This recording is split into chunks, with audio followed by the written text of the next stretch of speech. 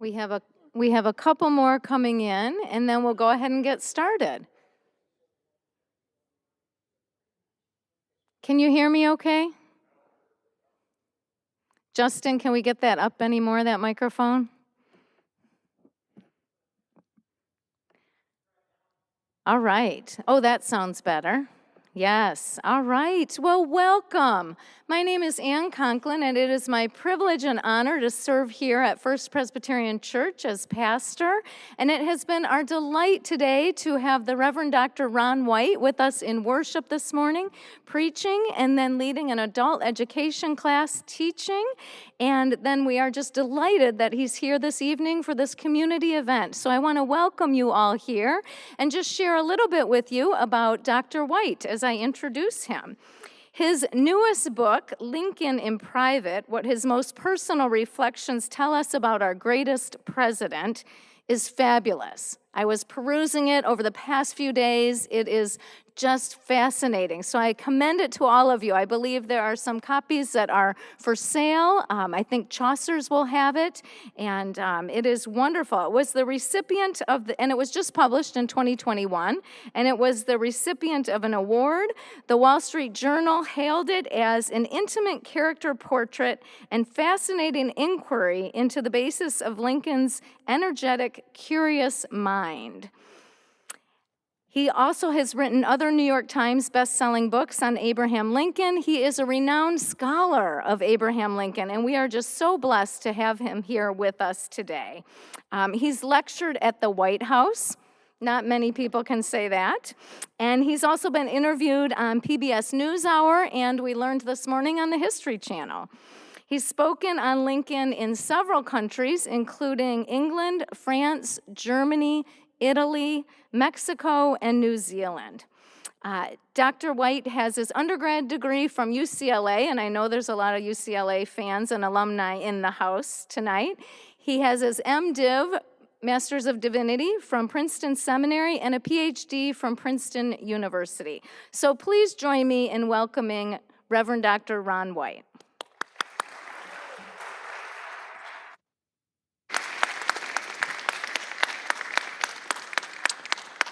Thank you, Ann, and thank you, Gordy Hess, my friend since age 14, and all of our UCLA alums. My wife worked for 30 years at USC, so you can imagine that kind of conversation. This has been a wonderful day. We've called it Abraham Lincoln Wisdom for Today. He's a 19th century person. He can't help us with climate change or what to do in Ukraine, but I believe he's one of those key figures whose values still speak to today, and maybe especially 2 days from now when we have a midterm election. I've learned a lot today in the preaching and the class. Yvonne pointed out to us in the education class a quote of Lincoln on prayer, and for a moment I was sort of taken aback because I've had so many misquotes of Lincoln, but she verified it, and I agree with her. This is Lincoln talking about prayer. And John Barnett made the remarkable comment to me just before we started this evening that he thought the Gettysburg Address was very pastoral in tone. And I said back to him that Lincoln's habit was to arrive a day in advance. There he saw the mothers, fathers, sisters in grief, in sorrow. He entered into conversations with them. He walked out into the battlefield, and out of that he offered something that was remarkably pastoral. Edward Everett had spoken for 2 hours and 7 minutes beforehand. He got up and in 2 minutes offered this most remarkable address. So what we want to do this afternoon is turn to another side of Lincoln. In the spring of 1863, Abraham Lincoln faced a chorus of critics. After 2 grueling years of civil war, they were beginning to call it Mr. Lincoln's War. And with Union and Confederate forces still fighting, people thought it would be a short war. The Union had a far larger army, twice the size, and a much larger industrial base underneath that army. But the war went on and on. And so these protest meetings were taking place around the country, nothing new. And in Albany, they protested Lincoln's handling of the war, and they drafted what was called the Albany Resolves. The resolves were led by a group of Democrats called Copperheads, the name of a snake, and they wanted to return the Union as it was, the Union with slavery. So Lincoln got these Albany resolves, and as was his habit, he would write a response to them, which would then be published in a newspaper. So as he was doing so, a young Iowa congressman, James Wilson, entered his office. He saw Lincoln writing this letter, what was called in those days a public letter, and he said, "Oh my goodness, this is amazing. You can just sit down and right off the top of your head write this letter?" And Lincoln said, "Oh no." And he pointed over to an open drawer. He said, "It's all in there. I've been jotting down these ideas for years. I didn't start fresh. These ideas were there." Well, what Lincoln did, what his habit was to take little scraps of paper, and in the book you will see, I'm so privileged by my publisher, Random House, they print some of these in all different colors, all different kinds of paper. He never titled them, never dated them, never signed them, because he didn't think people at First Presbyterian Church in Santa Barbara would be looking at them on November 6, 2022. These were for his eyes only. But they reveal something of the private Lincoln behind the public Lincoln. Let's refresh our memories. Lincoln was born in 1809, lived in Kentucky and southern Indiana as a boy and young man, moved to Illinois with his family, and then very quickly separated from them and lived in the tiny village of New Salem. He had less than 1 year of formal education. Boys were afforded education in January and February when it was too cold to work on the farms, and their parents would hire itinerant teachers who came through to teach these boys. That's all the education he had. But he was a person of continuing education. I hope we are too. So Lincoln said, "These best thoughts, I don't want them to escape us," but they've escaped us.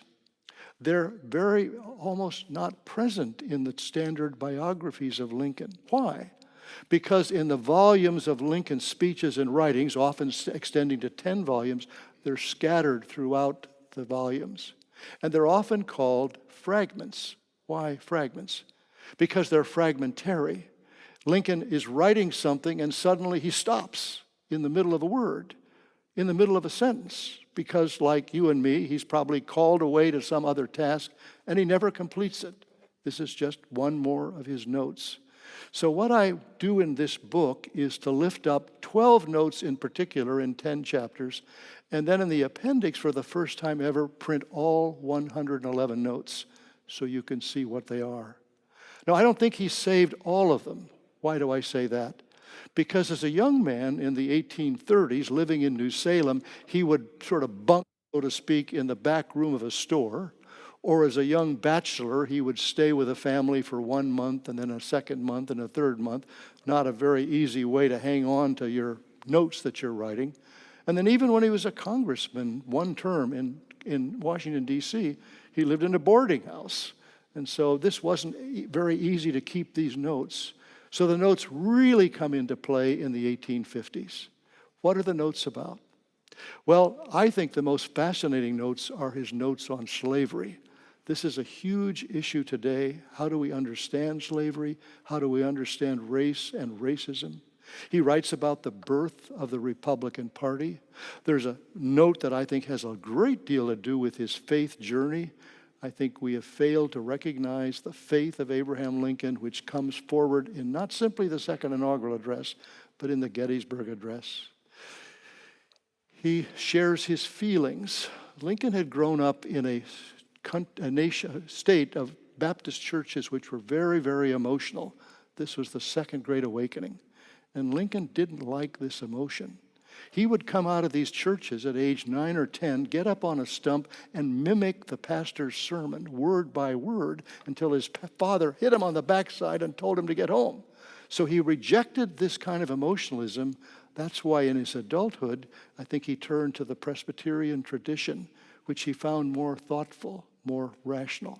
But in these notes, he does share his feelings in a way he never shared in public. So we're going to look at some of these notes and see what they tell us about him. One is lyrical. Well, the logical Lincoln, I didn't know he was lyrical, poetic. Where did this come from? He's very logical in the way he attacks various issues. Each note usually ends with, well, this is what we have to do. Sometimes he's much more vocal in the note than he is in public. He's angry about slavery, and he encounters two different pro-slavery books that are arguing that slavery is a Christian ideal. It's rooted in the Bible. So Lincoln reads these books, and he's deeply angry about this attempt to say this is a Christian idea. When he returns from Congress, however, his law partner, William Herndon, who is also very anti-slavery, he says, well, we ought to subscribe now to some national anti-slavery magazines. And Lincoln said, that's a great idea. Let's do it. And then Lincoln says to Herndon, but I think we also should subscribe to some Southern newspapers, one in Richmond and one in Charleston. And Herndon says, well, why would we do that? And Lincoln says, we need both sides at the table. Part of the sadness of today is we don't have both sides at the table. We each have this silo or that silo. Lincoln was very intent on hearing with respect people with whom he disagreed. He wanted to hear all sides of the questions. That's quite of the beauty of who he is. Well, let's get started, Justin. Let's put the first one up, which is this fragment on Niagara Falls. Here we are. You can see Lincoln's handwriting is very, very good. It's very interesting. A couple of years ago, I was at the National Archives, and the person said to me, there's an amazing phenomenon taking place. We have college students coming into the National Archives who cannot read cursive writing. The most legible cursive writing. These people practice their writing. The person I'm writing about now, Joshua Lawrence Chamberlain, the hero of Little Round Top at Gettysburg, I found his copybook where he would be practicing line by line by line by line by line his handwriting. It was beautiful, easy to read. So Lincoln, during his first term in Congress, goes in the summertime to Boston, Massachusetts to campaign for the Whig candidate for president. Whigs were the predecessors of Republicans. And on the way home, he decides to travel to Niagara Falls. Now, the United States in the early part of the 19th century suffered from an inferiority complex. We didn't have the kind of culture of England or France or Germany, but what we had that they didn't have were national wonders. And before Yosemite, Yellowstone, and Glacier, we had Niagara Falls. This was the most incredible place to visit. And people who came from Europe wanted to visit Niagara Falls. This was the great national wonder of the United States. Niagara Falls. By what mysterious power is it that millions and millions are drawn from all parts of the world to gaze upon Niagara Falls? There is no mystery about the thing itself. Every effect is just such as any intelligent man, knowing the causes, would anticipate without seeing it. He's struck by Niagara Falls. I'm going to switch to the final part of his note. You can't see it on the screen, but let me read it to you. But still there is more. It calls up the indefinite past, when Columbus first sought this continent, when Christ suffered on the cross, when Moses led Israel through the Red Sea, nay, even when Adam first came from the hand of his Maker, then as now, Niagara was roaring here. The eyes of that species of extinct giants whose bones filled the mounds of America have gazed on Niagara as ours do now. Contemporary with the whole race of men and older than the first man, Niagara is strong and fresh today as 10,000 years ago. The mammoth and the mastodon, now so long dead, that fragments of their monstrous bones alone testify that they ever lived, have gazed on Niagara. And then this remarkable sentence, which he doesn't complete. In that long, long time, never still for a single moment, never dried, never froze, never slept, never rested, comma. He was turned away by his children or something like that, and he never finished the fragment. Well, after Lincoln's death, his law partner, William Herndon in Springfield, presented himself as the great interpreter of Lincoln. I know Lincoln better than And he gave all these lectures. He never thought Lincoln had any Christian faith. He never visited the Lincoln of the White House. He didn't know that the story kept going. But Herndon had recently been to Niagara. So he wanted to talk to Lincoln about his experience of Niagara. And this is what Herndon wrote. He had no eye for the magnificence and grandeur of the scene, for the rapids, the mist, the angry waters, and the roar of the whirlpool. Lincoln, according to Herndon, was heedless of beauty or awe. Well, obviously, he hadn't read the fragment. Of course, he was heedless of beauty and awe. He was thrilled by the beauty and of awe. And he writes this fragment. Never signed it, never dated it, never titled it. Well, we know it's Lincoln by Lincoln's distinctive handwriting. What's happened in recent years, every once in a while, a letter from Lincoln will show up. Some years ago, a person from Ohio came in with a letter that she said was written to her grandfather, who was a Republican congressman. Most often, these are either forgeries or facsimiles. This was authentic. It was exciting. But the shop sold it for $900,000, and it's never going to be, I'm afraid, in a public library. Public libraries, even the Library of Congress, cannot outbid anymore the private person who wants to buy these manuscripts. Lincoln, the lyrical Lincoln. We don't see that in the public Lincoln, but we see it in the private Lincoln. Justin, let's go on to the next one.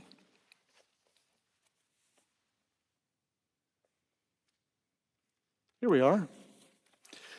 Lincoln was caught up in the issue of slavery. He ran for one term in Congress, served from 1847 to 1849, and then he took a very unpopular stand against the war with Mexico. He said, you show me the spot where the Mexicans invaded America. I'm totally convinced it was the other way around. America either invaded Mexico or forced them to invade. James Polk, President, you sit where George Washington sits. Can't you speak with honesty? Well, Lincoln went home, and his compatriots and constituents said, thank you very much. We don't think you have much of a political career going forward, taking on the President of the United States. So for 5 years, he became a full-time lawyer from 1849 to 1854. But then the Kansas-Nebraska Act was passed in 1854, and this is an act which allowed slavery to go west into what was Kansas and Nebraska, much larger than today's states, if you could vote for it. And Lincoln said, you can vote for something as immoral as slavery? It's possible to vote to have slavery? So he comes back out of those 5 years as a lawyer and thrusts himself into the middle of the debate on the meaning of slavery. Now, if you look at these documents in the book, you will notice that usually there's a question mark because I said we don't know the date. So the editors have suggested that this document was written probably in July of 1854. I think it's the most amazing one of all. I spoke in March for the White House Historical Association at a big event in Dallas, Texas, and the place where we met for the dinner, this gentleman has his own private library with his own full-time private curator, and this is his most prized document. He owns this document. Springfield owns 110 of the 11. He owns 111. Listen to Abraham Lincoln. If A can prove, however conclusively, that he may have right enslaved B, why may not B snatch the same argument and prove equally that he may enslave A? Oh, you say A is white and B is black. It is color then, the lighter, having the right to enslave the darker. Take care. By this rule, you are to be a slave to the first man you meet with a fairer skin than your own. Oh, you do not mean color exactly. You mean whites are intellectually the superior to blacks and therefore have the right to enslave them. Take care again. By this rule, you are to be a slave to the first man you meet with an intellect superior to your own. But say you it's a question of interest. What he really means is economic interest. And if you can make it your interest, you have the right to enslave another. Very well. If he can make it his interest, he has the right to enslave you, a man with less than 1 year of formal education. This sounds to me like Lincoln in the courtroom lawyer. Well, you say this, but what about that? The logic of this is just incredible. It's just remarkable the way Lincoln deals with this question of slavery, which he will deal with over and over and over again. The letter that was found in Ohio, the person brought into the Abraham Lincoln Bookshop in Chicago, it was a letter written in 1859 by Lincoln. He wasn't thinking of being a presidential candidate.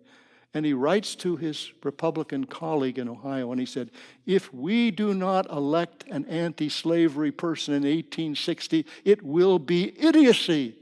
It's a word he doesn't usually use. It will be idiocy. We must elect someone who is strongly anti-slavery.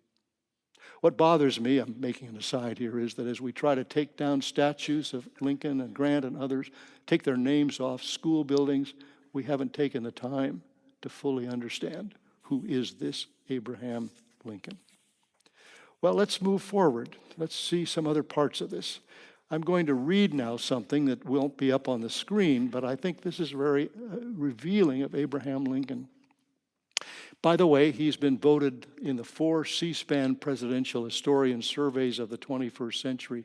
He's been voted the leading president all 4 times. The survey takes place every time there's a change of presidents. He's always number 1. So we think, well, maybe Lincoln is just this sort of super person. That's not the way he thought of himself. In 1854, he runs for Senate, United States Senate. Up until 1912, senators were elected by state legislatures. And so he is on the ballot, and he leads in the 1st, 2nd, 3rd, 4th, 5th, 6th ballot, but he can't quite get to the majority. And so by the 7th ballot, he realizes that someone is going to run against him as his numbers drop, who is for the Kansas-Nebraska Act, who is for the extension of slavery into the West. So Lincoln does a remarkable thing. He switches his vote to the Democrat, who is against the extension of slavery, and he loses the election. And afterwards, he's quite magnanimous. This is okay. My feelings aren't too hurt. I'm glad that actually the real loser was Stephen Douglas, who was promoting this popular sovereignty of moving slavery into the West. But in a private fragment, a private letter, this is what he writes. 22 years ago, Stephen Douglas and I first became acquainted. We were both young then, he a trifle younger than I. Even then, we were both ambitious. Lincoln never denies the place of ambition in being a political leader. I perhaps quite as much as he. And then he offers these words, and he often underlines words, which he does in his public text, but he does it in the private notes. With me, the race of ambition has been a failure. Let me say that again. With me, the race of ambition has been a failure, a flat failure. With him, it has been one of splendid success.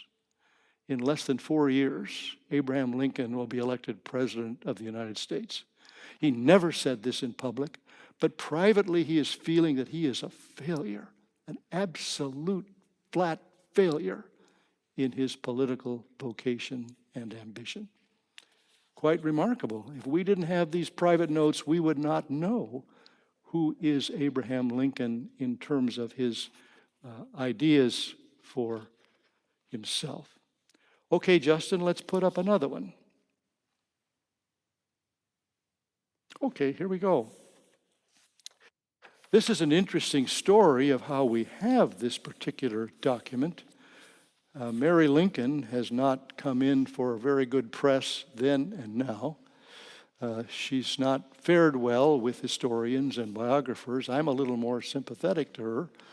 If you were holding the hand of your spouse when he is assassinated, when you lost your son Eddie at 3.5 in 1850, when you lost Willie at age 11 in 1862, when you lost Tad at age 17, just 3 years after she lost her husband, she's really struggling.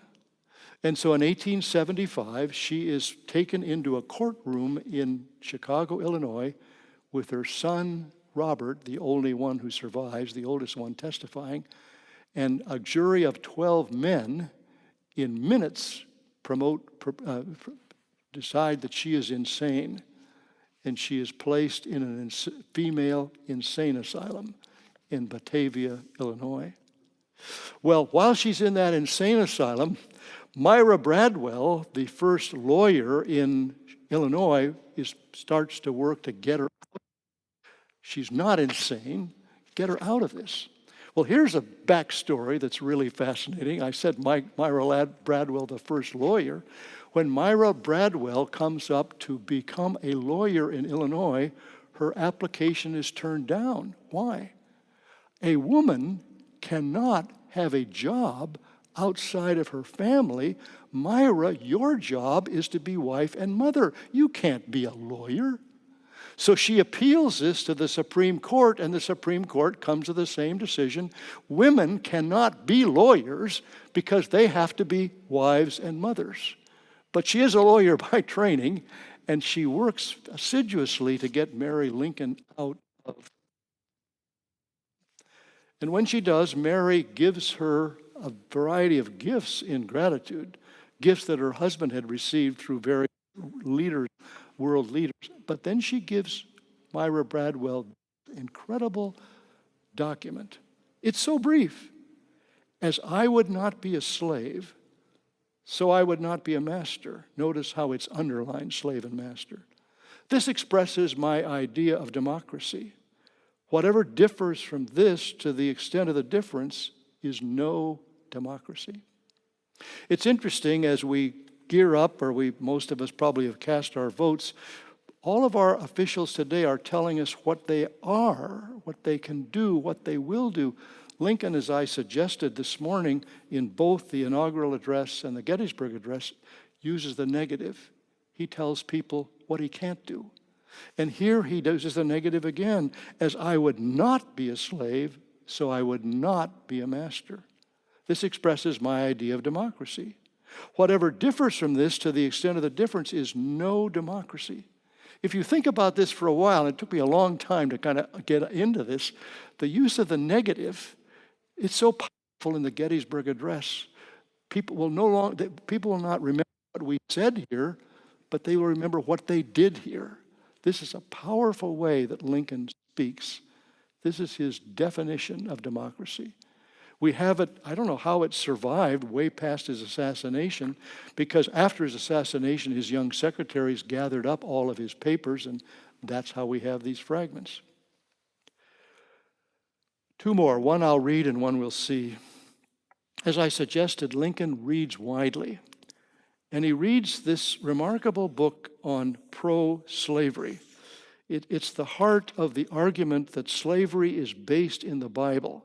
And so Lincoln wants to understand the other side, even if he doesn't agree with it. He begins this fragment in 1858, we believe.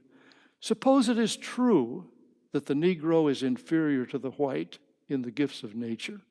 Is it not the exact reverse justice that the white should, for that reason, take from the Negro any part of the little which has been given him?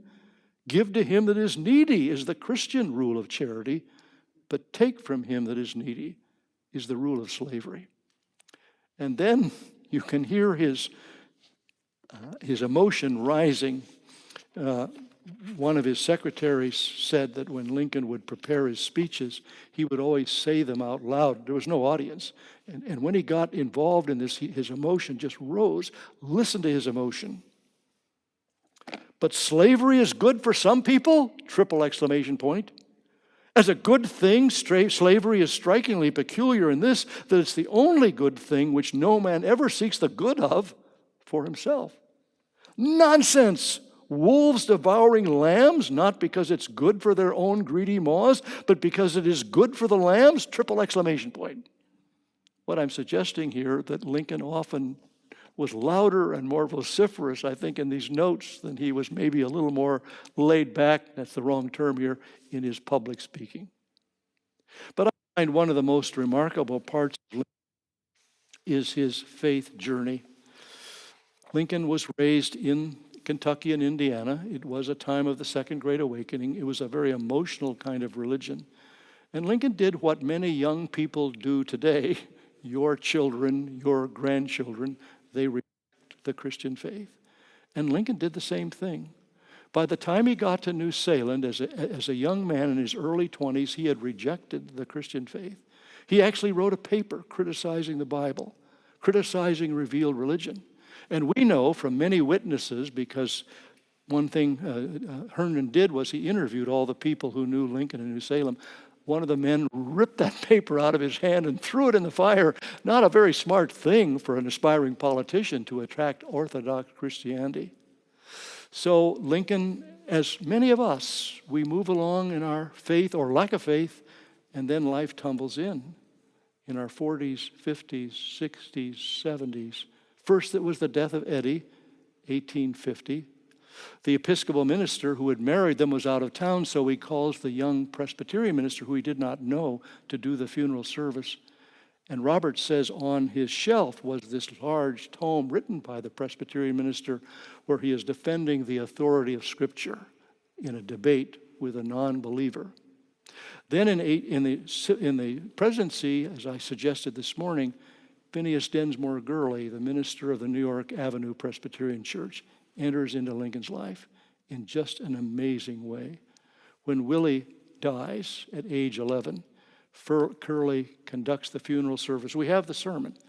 And he says to Abraham Lincoln, Mary was so overcome with grief she couldn't even be at the service. She wore black for the rest of her life. He says to Lincoln, I ask you to trust in biblical providence. Well, before, Lincoln was a fatalist, kind of akin to deism. If there's a God, it's kind of a watchmaker God in the sky. But God doesn't really enter into history. But providence is all about a loving God, a God who loves human beings and who enters into history. So Lincoln is lifting up this God. But everybody who was attending that March 4, 1865 inaugural speech had no idea that Lincoln, 2.5 years before, had written a fragment, a memo, struggling with his own understanding of belief. So Justin, let's change to this one now. Here we are. This actually has a title, and the only reason it has a title, Meditation on the Divine Will, was that his young secretary, John Hay, found it after Lincoln's death, was so impressed by it that he gave it a title, Meditation on the Divine Will. Lincoln had no title. It's a good title. So here Lincoln is. It's the end of August 1860. The North has suffered yet another defeat, the second defeat of Bull Run or Manassas. Those battles are named differently by North and South. He calls an emergency cabinet meeting. Fortunately, 3 of his cabinet secretaries kept diaries, and one of them said, Lincoln said, I am so overcome with anguish, I'm almost ready to hang myself. Almost ready to hang myself. And then that afternoon, we don't know exactly, it's not dated, he sits down and writes this absolutely incredible meditation. The will of God prevails. In great contests, each party claims to act in accordance with the will of God. Both may be, and one must be wrong. God cannot be for and against the same thing at the same time. You hear the logical Lincoln teasing this out. And then I think this sentence is just amazing. We could apply it to today. In the present Civil War, it is quite possible that God's purpose is something different from the purpose of either party, and yet the human instrumentalities, working just as they do, are of the best adaptation to effect his purpose.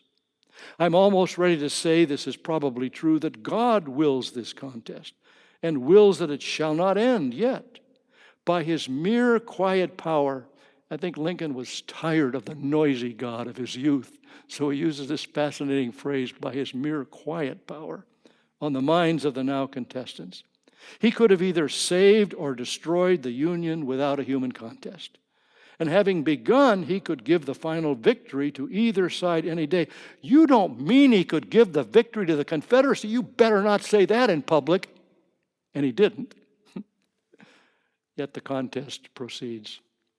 My fascination with this is my larger concern that as we tell the story of American leaders, the story of their faith is often drops out. The historian, the biographer, thinks it's unimportant. They're not people who believe either.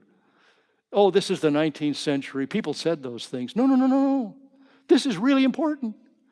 The academic friends of mine, when I started, said, well, read all the previous inaugural addresses. They all mention God. They all quote the Bible. So I read them, 18. The Bible was quoted one time by John Quincy Adams. Unless the Lord builds the house, they who build it invent. Well, today we do quote the Bible, usually in the last paragraph, and we need God's help too. For Lincoln, it's far more profound than that. Far more profound than that. This is the story of this person who people there on March 4, 1865 didn't know this, but I make the case in the chapter in my book that if you look at the meditation on the divine will and you look at the second inaugural address, there are parallel expositions. One is informing the other. The first, the meditation, is rather philosophical or theological. The second becomes more emotional, the drop of the lash. It's more blood and story. So what are we saying? These fragments tell a story of a private Lincoln. I'll conclude with this. I have a wonderful opportunity and great joy of speaking to high school students. I've spoken to them from Massachusetts to Hawaii. And usually it's 11th graders who are studying American history.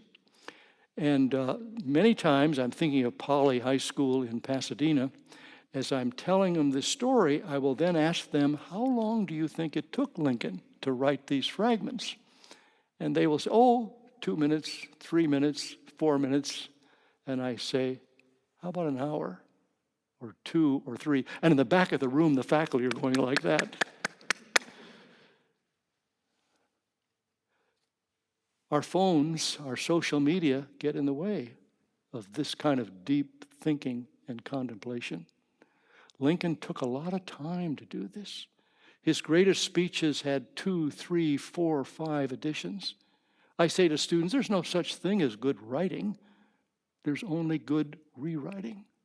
But in these private fragments, Lincoln lifts up a story of himself that I think expands our understanding and I believe our appreciation of who this person is and how he can still speak to us today. Thank you.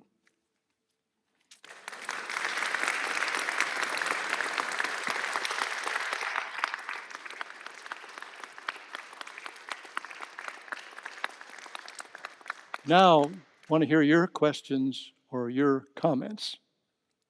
Anybody? I'll repeat what you say so everybody can hear. Yeah.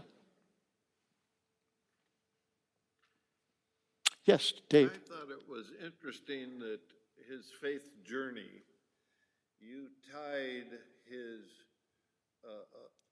adult attitude because of grief. Mm-hmm, mm-hmm. Say something more about how that... Dave is saying that in my story of Lincoln's faith journey, I tied his adult attitudes to grief. This is where I say to audiences, and especially church audiences, life will tumble in. If you're 25 or 35 tonight, you may not think that. But for those of us who are 55 or 65 or 75 or 85, life will tumble in. And that forces us to ask some questions that we didn't ask when we were young. When we're young, we live forever. But we can't live forever when we're old. And so Lincoln now is confronting 750,000 dead. He's visiting the hospitals of all these young men. People who came to the second inaugural were appalled. These men, the biggest thing that happened in medical story of the Civil War is amputation.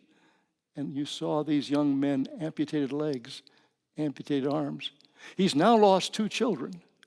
So I think it's out of that grief that he begins to rethink. But he can't go back to his parents' faith, which is often true for many of us. We can't go back to our parents' faith. We have to find our own faith. And I think this is what he's striving to do. And he does it publicly, finally, in the second inaugural. But he does it privately in this meditation 2.5 years before, and the two are connected. Yeah. Yes.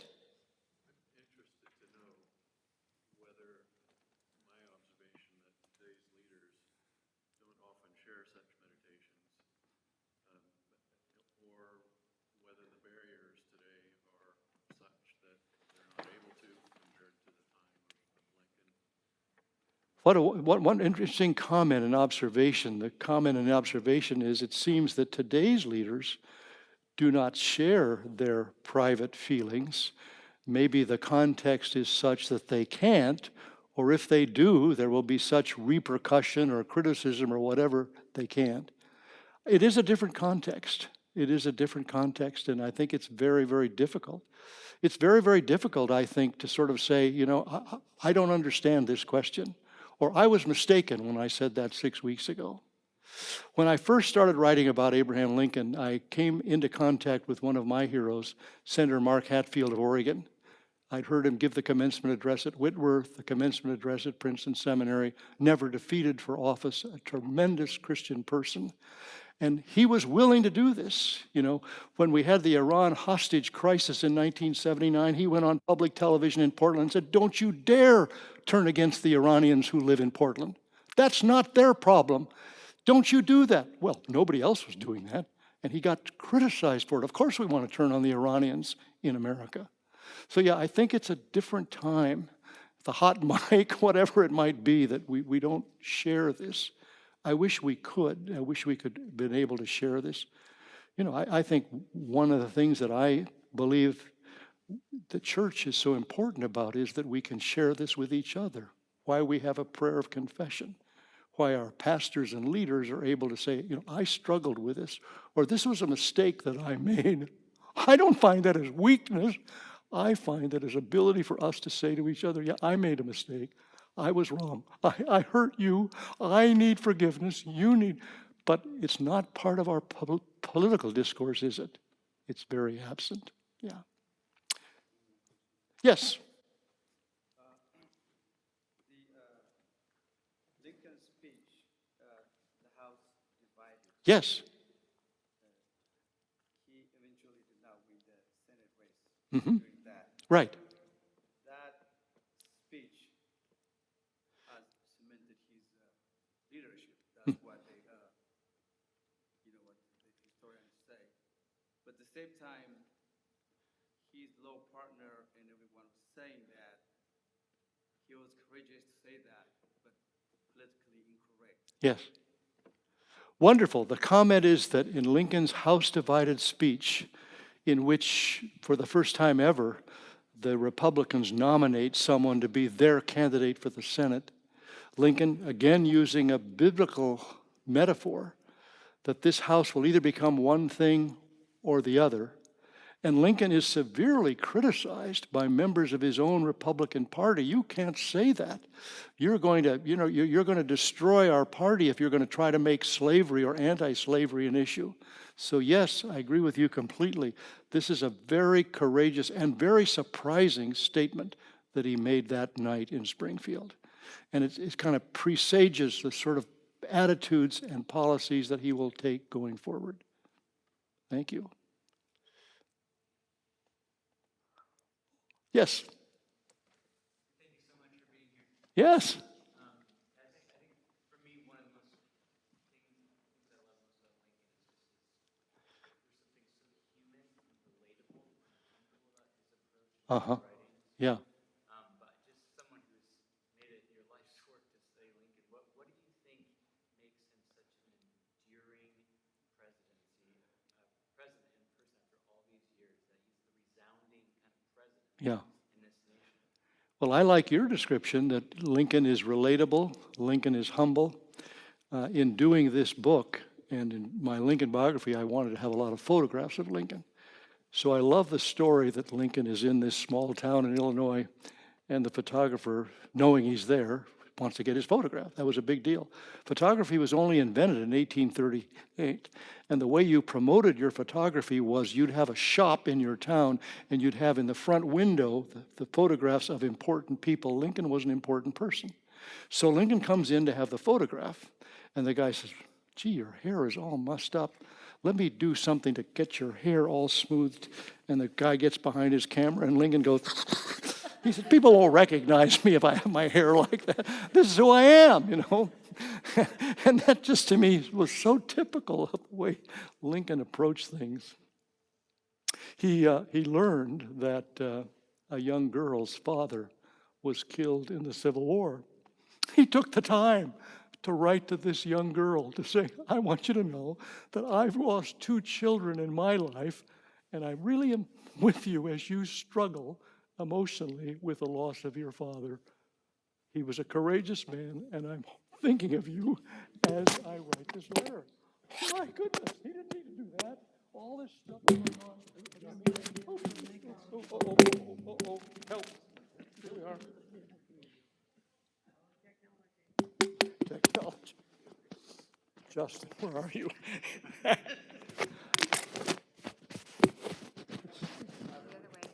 Other way.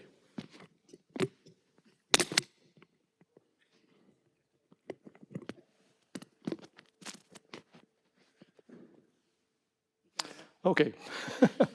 So I like your terms that Lincoln had the ability to understand the common person. We often emphasize, I do, that he's a great speaker, but I think he was a great listener.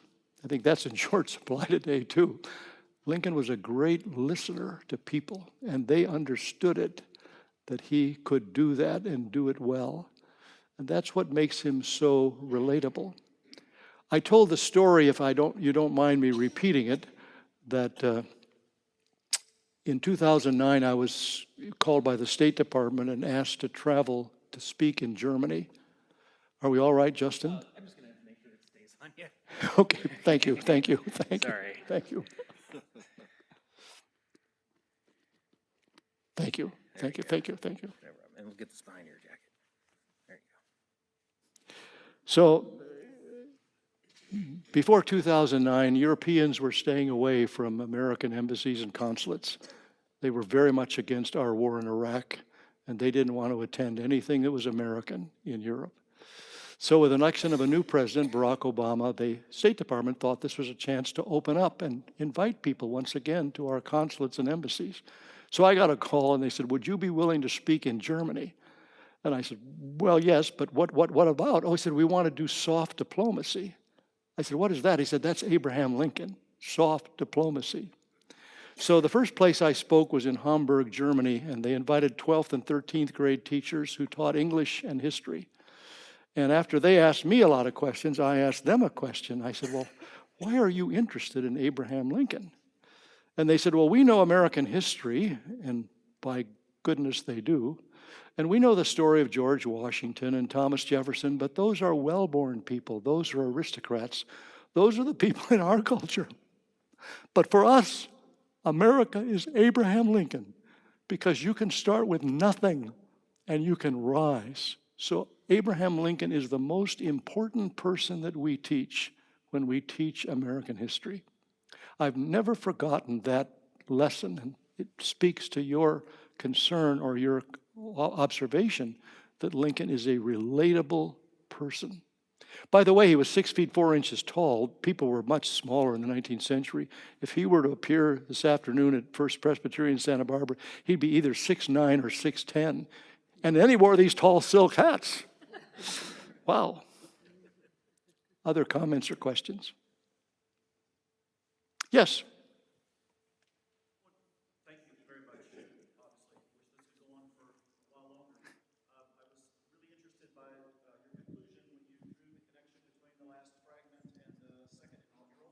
Right. And I'm trying to think of the line you used in the second inaugural about the Almighty has his own purposes. Yes. Approximately correct? Yes. So you can hear in him this sort of reticence about trying to align one's causes too closely with Right. the causes of the Almighty. Yes. So, very highly salutary. Yet, he found the courage or the fortitude to prosecute the war to its bitter end. Yes. What's your best sense of where the source of that courage or fortitude to do that brutal thing that had to be done? Well, your comment is really one worth pondering, that in the second inaugural, Lincoln says the Almighty has his own purposes. Now, a number of historians and biographers, I think, have misunderstood that comment. In one sense, it's what you suggest. It's Lincoln's humility. I don't know. But in another sense, it's a very strong, the Almighty has his own purposes. For the whole point of those who are Presbyterian or Reformed is that God works in history. This is not some watchmaker God. Lincoln has changed his mind. But then your really further question is, what gave Lincoln the power to prosecute this war? Lincoln and Grant believed that they needed to press what they called, starting in 1862, a hard war. This was a difficult war. People were going to die. They had to have a hard war, but it would be a soft peace. It would be magnanimity. And when Lincoln and Grant and Sherman and Admiral Porter met together, Lincoln said to them, once this war is over, I have no desire whatsoever to prosecute Jefferson Davis. I want to let these people go. And when Grant comes to Appomattox, he says to Lee, do your soldiers own their own horses? Take their horses. Take their sidearms. Go back to their farms. And Lee is kind of overwhelmed by this, that Grant offers this. And Grant says later, I only offered it because Lincoln, in a sense, gave me the permission to offer this kind of magnanimous peace to the Confederates. So it's hard for us to get ambiguity. The ambiguity is a very hard war, 750,000 men dead, but a very soft peace. That's really hard to do. And I think Lincoln did it. And the sadness in his assassination, 41 days after his second inaugural address, is that his own Republican Party then went against that policy and decided to punish the South. Lincoln would not have agreed to punishing the South. They did, and I think they lost the chance. The South cooperated by their generals and newspaper editors who wanted to reinstate slavery. They called it segregation. But Lincoln wanted to pursue this hard war and soft peace. Thank you for your comment. Yes? I want to speculate on whether George Marshall learned that lesson in Abraham Lincoln. World War II. Wonderful question. Did George Marshall learn that lesson at the end of World War II from Abraham Lincoln?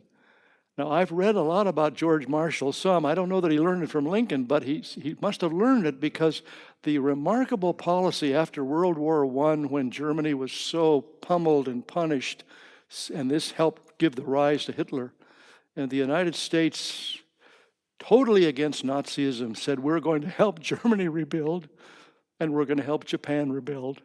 And that changed the whole course of European history. And what's happening now in the battle against Ukraine would never have happened if Germany had not become this central, the greatest power in Europe. France was very much against this, and very understandable. So they had been hurt by Germany. But George Marshall and Eisenhower and others said, no, we must restore Germany. It's the only way we're going to have a peaceful, powerful Europe. So I don't know whether, maybe you know whether he learned it from Lincoln or not, but it was a tremendous policy, the Marshall Plan to restore Europe. Yes?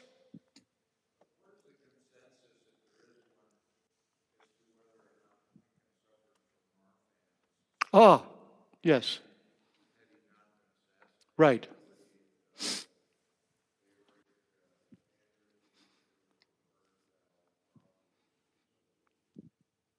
The question is, did Lincoln suffer from Marvan syndrome? And if he had not been assassinated, would he have died anyway in the next 2 or 3 years?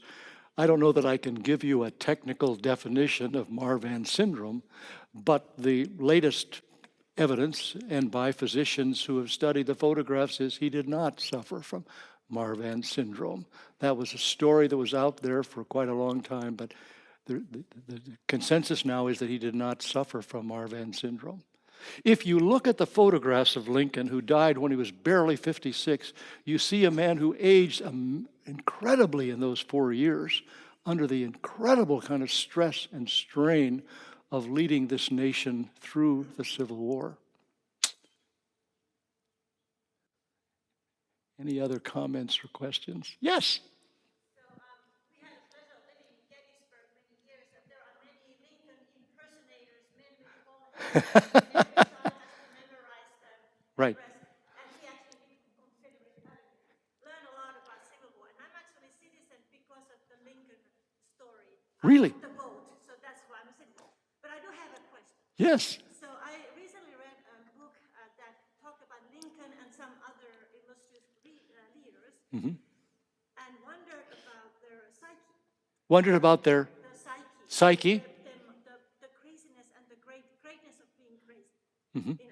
And so I wonder when you talk about the fragments that's a habit, but then again, would the fact that he wrote in fragments tell us something, and combined with the darkness he felt, would you reflect on that? Of how can that be a source of his brilliance too? Okay, wonderful, wonderful. She is saying that she is a citizen, she's grateful for Lincoln, and she was thinking about the psyches of great leaders, and did I think that Lincoln's fragments helped him become this great leader? Yes. Next question. No, yes. What I mean is that I think he used these fragments to kind of tease out, work out in his own mind all kinds of different ideas. By the way, no one's asked this question, but the fragments have survived, have nothing to do with Mary, nothing to do with his children. They're all about politics, economics, religion, the birth of the Republican Party, on and on and on. But I think this is a great way, if you've done it yourself in a diary or something like that, a journal, where you're kind of working out things for yourself that you're not quite yet ready to say in public. I think this is a part of Lincoln's greatness. And that's why I wanted to produce this book, because I think it shows the way Lincoln is thinking. Sometimes in some episodes, for example, the Dred Scott decision of 1857, probably the worst decision the Supreme Court has ever made, decides that Dred Scott is not a person, but he's property, and therefore he cannot become an American citizen. Well, Lincoln is outraged by this, but he takes 3 months before he replies. He checks out books of the library in Springfield. He does this, that, and the other. All the time he's writing stuff down to him, but he's not yet prepared to say it in public. One of the sad parts, isn't it, of our 24/7 news cycle is that something happens and you're asked 30 minutes later, what do you think about this? And you couldn't quite say, well, give me a few days to think about it. I wish people would say that, but of course that's not acceptable anymore. Give me a few days to think about it. How many times have you in your personal relationships responded, or maybe the word is reacted, and you wish to yourself, oh my goodness, I wish I hadn't said that. How many of you edit your emails or rethink your emails before you say, oh my gosh, I pushed the send button. Oh, I wish I wouldn't have done that. Well, Lincoln, in a different era, in a different form of communication, didn't just go like that. He took his time, and I think these 111 fragments are a clue to the way he thought about issues and let his thinking develop. And I think, again, responding to what you just said, is part of his greatness. He took his time to do that. Yeah. Yes? Ron, I'm thinking of the impact that Lincoln has on us and the lessons we learn. And I am thinking specifically about Grant. Yes. Followed him immediately. Yes. And Chernow has his book. Yes. On Grant. You've got your book on Grant. I think Chernow at least did a lot to try to redeem some of the negative images that we have. Right. Grant. And I'm wondering where Grant got it right in following the traditions of Lincoln and his character, where he seemed to get it wrong, and what we might learn about how he got it right and wrong. Thank you. The question is about Ulysses S. Grant, who, by the way, in these 4 presidential historian surveys of 2022 has risen 13 places. Right. Astounding, 13 places. April 27th this year was his bicentennial. I had the privilege of speaking about him in Washington and Philadelphia and New York. He's a remarkable figure who's being rediscovered and reappreciated.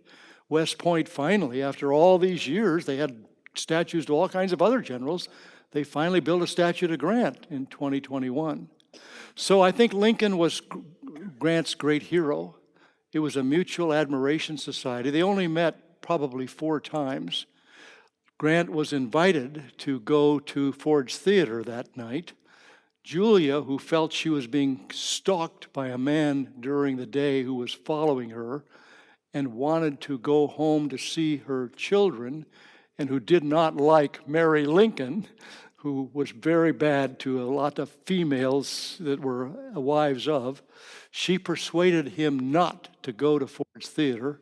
For the rest of his life, he wondered what might have happened if he had been at Ford's Theater that night. I don't think he could have done anything because the revolver came in from the back by John Wilkes Booth. So he takes the train north. He gets off in Philadelphia to go to their home, and the telegram is brought to him, "Lincoln has been assassinated." In his memoirs, which are absolutely phenomenal, they've never been out of print, Ulysses S. Grant's memoirs, he says, Lincoln is the greatest figure of our time. He had an amazing appreciation of Lincoln, and as I suggested, I think his attitude at Appomattox was really the beneficiary of Lincoln's attitude, that he would treat the South magnanimously. So now we all want to take down statues of Robert E. Lee.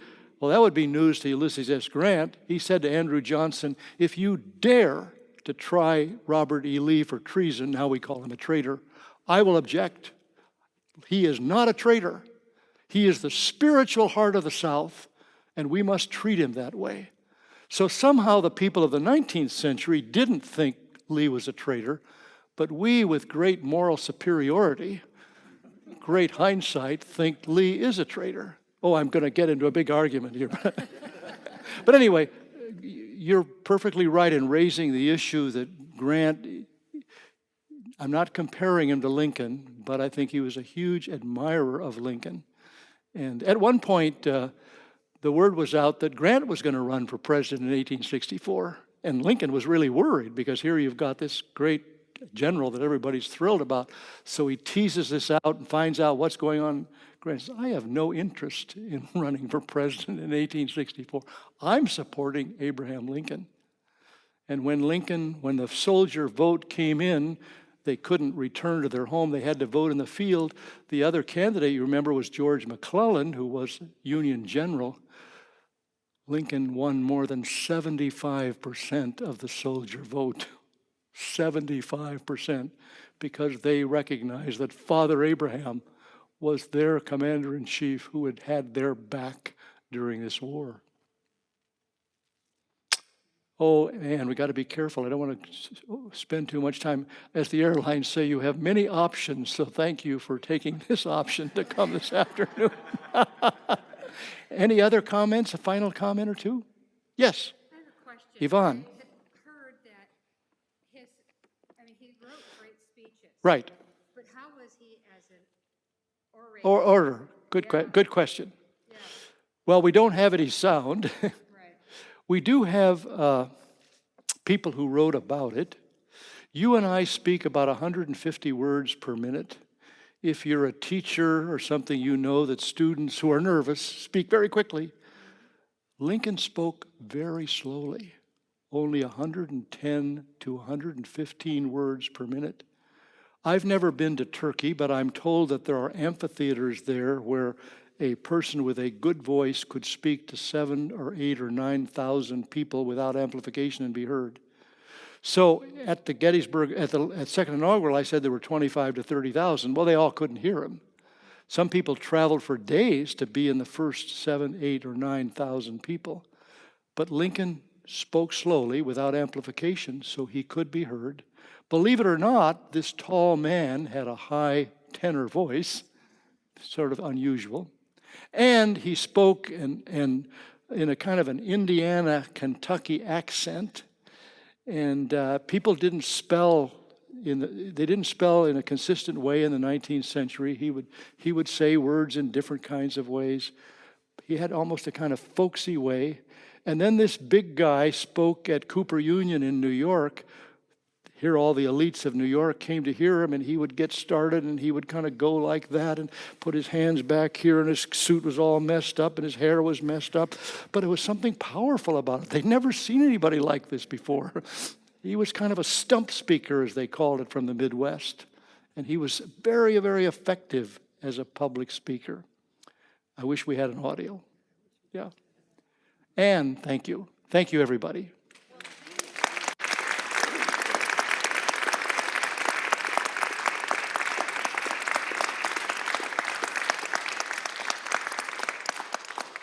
Yes, thank you so much, Ron, for sharing your wisdom, your scholarship, and all of your insight with us. We are so grateful to have had you here today, so thank you. Thank you. Thank you. Thank you. Thank you. Thank you. Thank you. And thank you all for coming. Go in peace to love and serve the Lord.